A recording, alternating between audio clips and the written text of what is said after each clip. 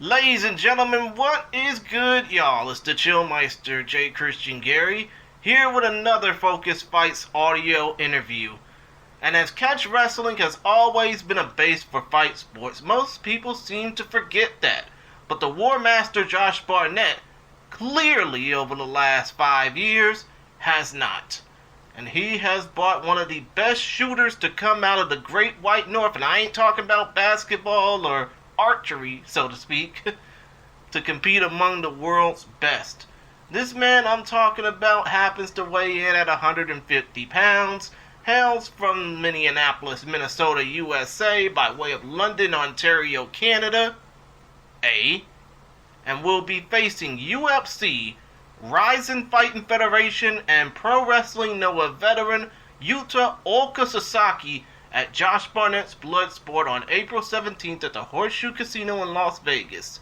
Introducing my guest at this time, they call him the Canadian Lone Wolf, but we tend to know him as Coach Joe Dashou. How are you, man? Excellent, my man. I appreciate that intro. That was awesome. Well, hey, I'm pretty sure that, if you were to be introduced in that way, a lot of people would know you better. But still, though, I asked you this before we press record on the interview, but when the call came through to compete on the Bloodsport card, before an opponent was even announced, mind you, what was the first thought that came to mind? The first thought that came to mind was that I was ready. I've been training with my coach, Josh Barnett, for almost a year now, personally. And, the goal was to be on a Bloodsport show to show that everything he's teaching me every single day is working, and I'm becoming a better wrestler and fighter because of him. And once he gave me the go to be on Bloodsport, I was like, let's do it. I'm ready. If he thinks I'm ready then. I see. And when it comes down to you being a catch wrestler, obviously a lot of people think of, I'm not going to say the F word, but a lot of people don't see professional wrestling with the brightest of lights. But what's the biggest misconception that certain fans of combat sports give toward amateur wrestling, mat wrestling, or in your case, catch-as-catch-can wrestling? Misconception as far as catch wrestling? I don't really know. I don't see any misconceptions coming from the pro world. Yeah. That it can't work with pro wrestling. It can. It's the basis of pro wrestling. It's always a fight when you break it down. It's at its root, it's a fight. So. Come to think of it, you can also basically say it's like a car with enough power in it. If you store enough gas in that damn thing, it can go. Absolutely. But still, though, when it comes down to your journeys, obviously, you were a senior level national amateur wrestler. And I know that the last time that you had a true result, you placed 11th in the Pan Am Games in 2020 before the world went crazy. But considering the fact that it's been 6 years, whether it be mat wrestling, catch wrestling, or in this case, Bloodsport, has that urge to compete still remained within you? Absolutely. Yeah, I thought that I wasn't competing enough, especially when I started training with Josh. And I was thinking of going back to Greco-Roman wrestling, which is my base wrestling, because I was just ready to go, And then Bloodsport came along, the opportunity to wrestle on it, and my focus was on that. So, yeah, that urge to compete is still there. Understood. And to be honest, when it comes down to Greco-Roman wrestling, a lot of people only see it as a once every 4 year sport if they watch the Olympics, even though the Olympics, at times, they don't really care about the sport either. There was once upon a time when they were thinking about getting rid of that to make way for other sports like breakdancing or something. Yeah, I remember that time, man. I was a freestyler back then. I was wrestling in Canada. I was doing freestyle wrestling, and that was a scary time when they were thinking of getting rid of it in the Olympics. I see, but in this case, considering the fact that, the Olympics righted the ship and realized that breakdancing wasn't all it's cracked up to be, especially because of some dumb Australian basically ruining it for everybody. But when you think of Olympic wrestling, be it freestyle or Greco-Roman, do you think that it has a future in the Olympics as opposed to more modern, more traditional fight sports like Muay Thai or even MMA? I mean, if you're going to have to, take something away to put those sports in, I'm not going to deny that Muay Thai or MMA are sports in their own right. Of course they are. But the original sports, like wrestling, Greco-Roman wrestling, freestyle wrestling, those have to remain. It's like taking out anything in the track and field events, that's how you measure human athleticism and everything, so taking away a sport to put those in, I don't think it's right, but including those sports along with Greco and freestyle, I think that's fair. Would the same thing also be considered for boxing as well, considering that they've had a lot of shady things happening until recently? Yeah, I mean, yeah, if you can make it fair, then absolutely. But there's always shady stuff going on in every sport. So understood. And I mean, to be honest, when it comes down to amateur wrestling nowadays, the main people that are given it a spotlight are people like Eric Bischoff and Real American Freestyle. But I think, especially more recently, considering that they just had an incident where two guys, one is Armin Sarukian, the other is a guy who was a top star for Penn State. They basically had a brawl at one of their most recent events that was just defined by, let me out macho the other, so to speak. But when it comes down to today's combatants, it doesn't matter which sport, boxing, wrestling, MMA, etc., but do you think that today's combatants rely way too much on hype and glamour to get themselves over rather than skill and precision? I mean, yeah, I think that's hard to argue. It's the way the world works now, not just wrestling or anything. You have to advertise yourself, and people will do anything now at this point. Because it's worked. So many people, it's worked for so many people. So why try to fight it? You got to go with it. I mean, basically, it's like that old saying goes: "Don't work yourself into a shoot." There you go.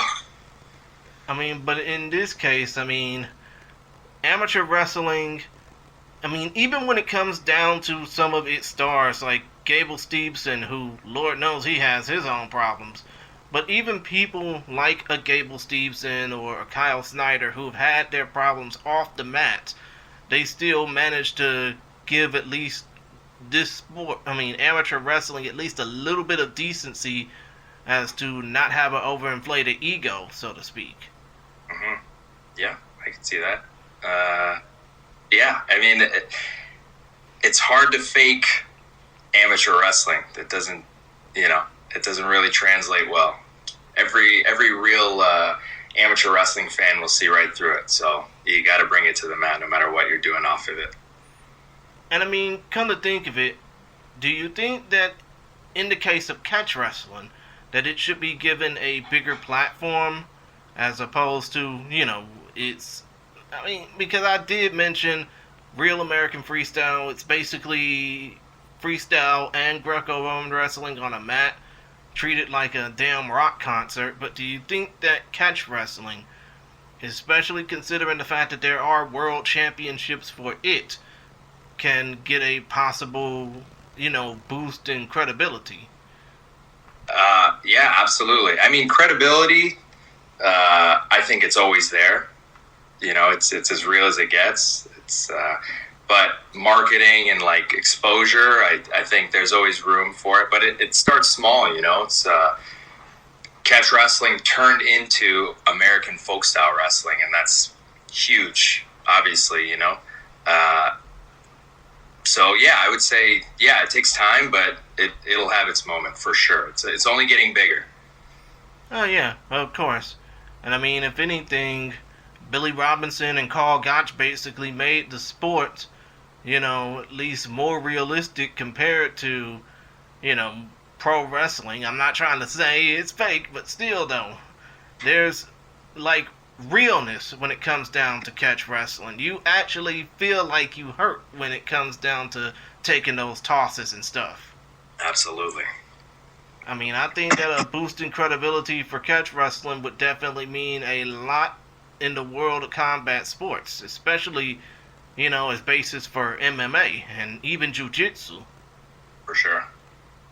But now that I basically asked that, when it comes down to what do you do away from competition, I know that you basically are a fighter by choice. Well, actually not by choice, but by, life, by happenstance. But let's just say, what are some of the things that you do away from fighting when you're not competing or training? When I'm not competing or training, I'm usually playing my guitar. I don't know if you can see the guitar back there, but I see yeah. the axe. Yeah. Yeah, I love the guitar. I love music in general. I play the drums, a little bit of piano, but I'm a guitarist mainly.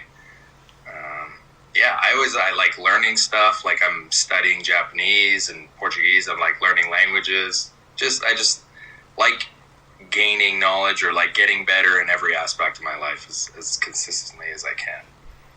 Understood. And I mean, considering the fact that you just started this combat sports journey, I mean, realizing that Japan and Brazil are two big combat sports hubs, have you ever thought about wanting to go there, especially to learn at least a little bit of the culture and the fight styles from those places?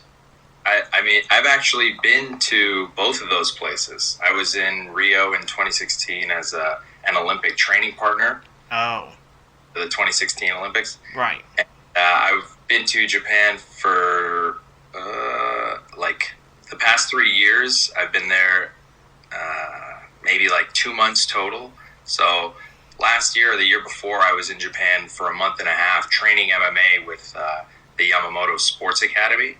Oh. And I was training there, but I was also helping coach with the wrestling mainly, because I'm not a striker.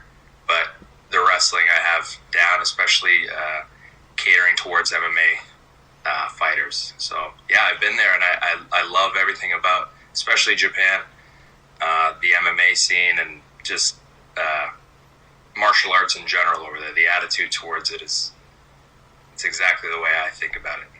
And I mean, kind of think of it, you said you were over there to, train some of the fighters. I mean, that's probably one of the big misconceptions about JMMA. I mean, they know how to do striking pretty damn well, but the grappling, they don't. I mean, some of them are...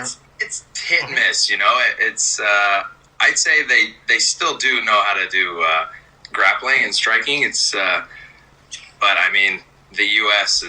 it's the place to be for everything, and like MMA as a whole, it's just how it goes. Understood. And I mean, to be honest, maybe that probably might give you some motivation if you ever want to become an MMA fighter. You could definitely have your base be with the Yamamoto Sports Academy. Right. I mean, especially considering the legacy that they've had with folks like Kid Yamamoto. Sure. But still, though, when it comes down to if you want to consider a backup plan, I mean, let's face it, considering that you've competed most of your life so far, I mean, have you ever thought about having a plan B or a backup plan in case some of this stuff really doesn't go too well? At this point in my career or my life, no. I think having a plan B is something to put in the back of your mind just in case you fail. And regardless if I fail, that's just how it goes. I'll go from there, but I don't want to anticipate failure. Understood. I mean, basically, it's either fight or bust. Bingo. I mean, I can understand that, especially considering that you've already been through enough battles so far. Might as well go ahead and fight out the rest of them.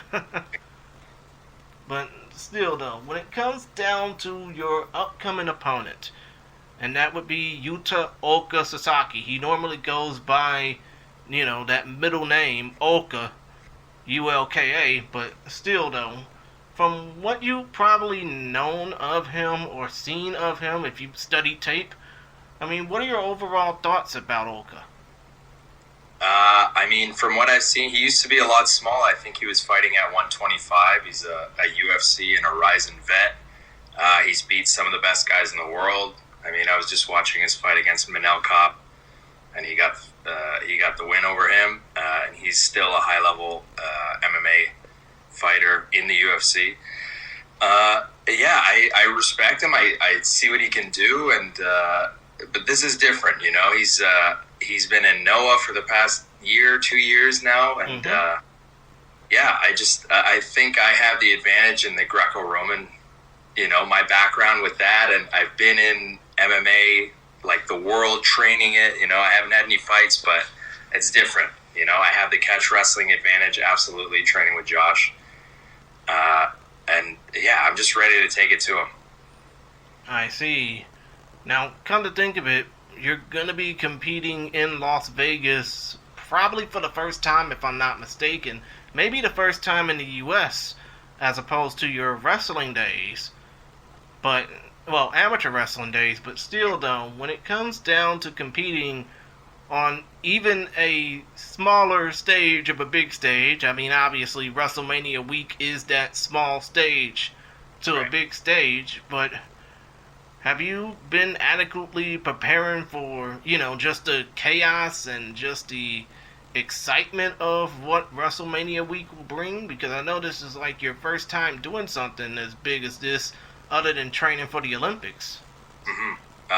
Yeah, I'd say so. It's the amateur wrestling, the biggest, I mean, not the physical part that I've gained, obviously, through the years doing amateur wrestling. It's the mental part. It's like being mentally strong, like blocking out all the noise when it's not necessary. I could be wrestling in Vegas during Mania week, or it could be at my gym or at my house. That's irrelevant where it is and when it is. It's the only thing I'm focused on is taking it to my opponent, and that's it. I see. And I mean, considering the fact that you're going to be competing probably for the first time, and a lot of people are going to be looking at you for the first time just to get the chance to know you a bit more, what can fans hope to see?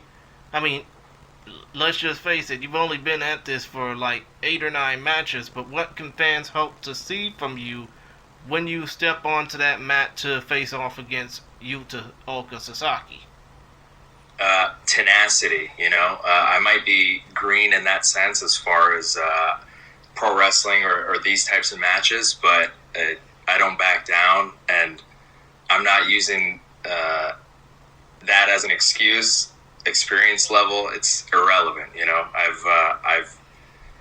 I've seen and I've competed at the highest level, and blood sport is no different. So Understood.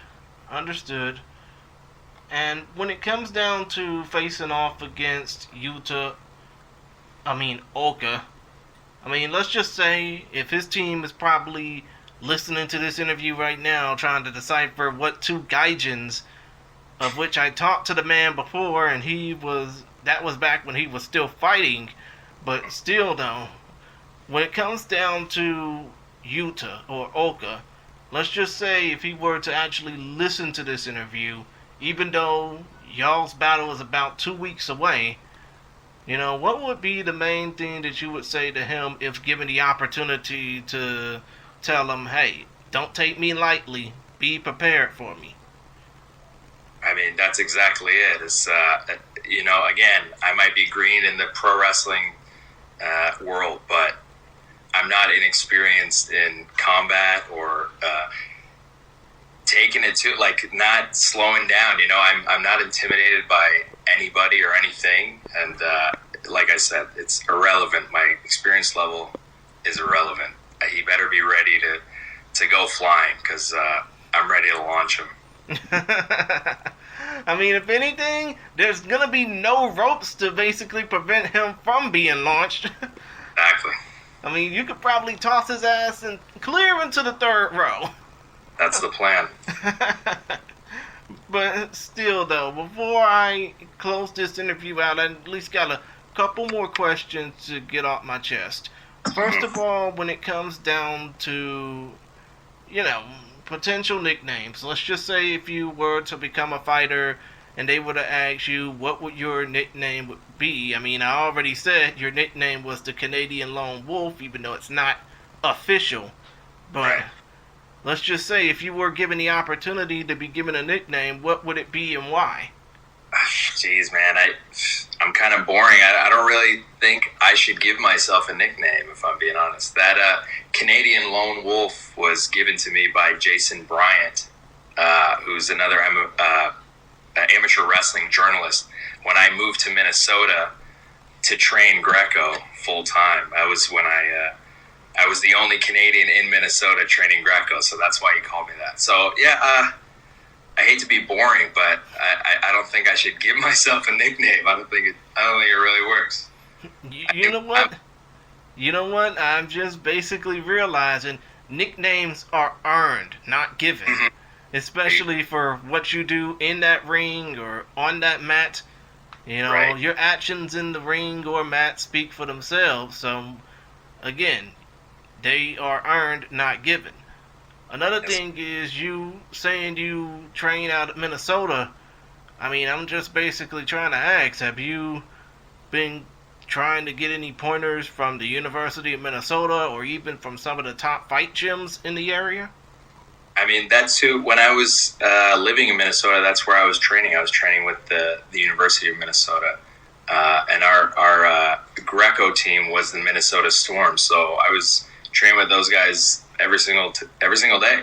So yeah, they've helped me in my career up until this point.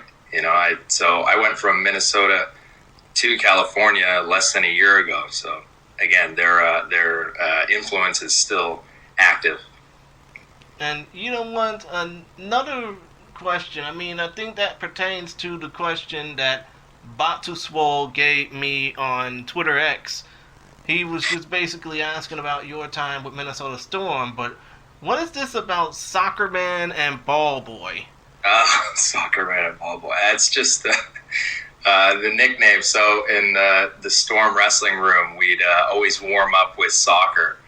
And whenever he and I were on the same team, he would be Soccer Man and I'd be Ball Boy. And it's just, we'd be unstoppable. I mean, would y'all basically say y'all had like a Sonic and Knuckles type of connection? Exactly. Wow. That's just, I mean, to be honest, a fly on the wall would have probably wondered what the hell was going on before y'all just basically started with soccer and then ended up tossing each other around. Bingo. But still, though, another thing I would like to ask is, is there anything that you would like to put over as far as sponsors, social media plugs, anything like that? Nothing really. Joe Dashou is my pro wrestling account on Instagram. And just shout out to Josh Barnett and Bloodsport in general, giving me this opportunity. April 17th, man. It's going to be a great one. Now, see, I thought I was calling you Dashou, but it's actually Dashou. Dashou, that's right. That's okay. Dashou works. That might be the nickname. I mean, come to think of it, you might get mocked by a few commentators. Mainly the announcer for Game Changer Wrestling, MLJ, will probably fuck up your name a few times. But that's all right. Still, though, that's just crazy to me. Still, though, one more question I would like to ask. I mean, considering the fact that your match on that particular card is going to be like middle of the card. I'm not going to say that people are going to forget about it, but let's just say if you were coming into this as a fan, not really interested about anything else, just interested with the entire Bloodsport card as a whole, considering the fact that there are 10 matches on the card, 9 plus yours, what would be, I mean, if you were a fan coming into this show and you weren't competing on the card, what would you say would be the main show or main match that would catch your attention? Probably, I mean, I'm not sure the position in the card, but it would be Josh Barnett versus Nagata. You know, that's a rematch, 20-something years in the making. You know, that was my coach's, Josh's, first foray into pro wrestling. It was against Yuji Nagata in the Tokyo Dome, which is a crazy debut, you know, but he's a warrior. So, yeah, I'm really excited for that one, I'd say. I mean, and to be honest, you have every reason to be excited because I think that's going to be the main event of that particular match card. But you also got, you know, Zack Sabre Jr. versus Ray Jazz. You got a guy who you used to face off against in Angel Verduzco taking on Matt Makowski or Matt Mako. Right. And then you got Shayna Baszler versus Natalya Neidhart, and then all these other matches with all these other great stars of the grappling and striking worlds and the worlds of professional wrestling and martial arts in general. So, you know, I think that's going to be a great fight card, to be honest. Yeah, I agree. But still, though, when it comes down to, you know, one more question I gotta ask. When it comes down to the fact that, you know, this is gonna be a part of a big weekend for Game Changer Wrestling and for professional wrestling in general, I mean, I think that, again, the match card ain't for another 2 weeks. But if you were to give a pitch to those wanting to see you compete or just see the entire Bloodsport card, you know, what would be that sales pitch you would want to give to them? I mean, it's like nothing else, essentially. You know, like Mania Week, you're not going to see one other show that's like Bloodsport. And that's what the sell is that nothing like this exists anywhere else. Understood. Point proven. But other than that, you know, that's all I have to say. If you want to check out more of Joe Dashou, not the show, Dashou, like what you wear on your feet. But still, though, you can check out the collective April 15th to the 18th. The Bloodsport card will take place at 5 p.m. Eastern. Well, 6 p.m. Eastern, 3 p.m. Pacific from the Horseshoe Casino in Las Vegas. And all the action for the Game Changer Wrestling Collective shows will be available to watch on Triller TV Plus. But other than that, you better check out the Josh Barnett Bloodsport show, because I guarantee you're gonna see a lot of grappling, a lot of people getting thrown, and you might even see a few bodies go into the crowd, probably courtesy of Joe Dashou versus Oka Sasaki.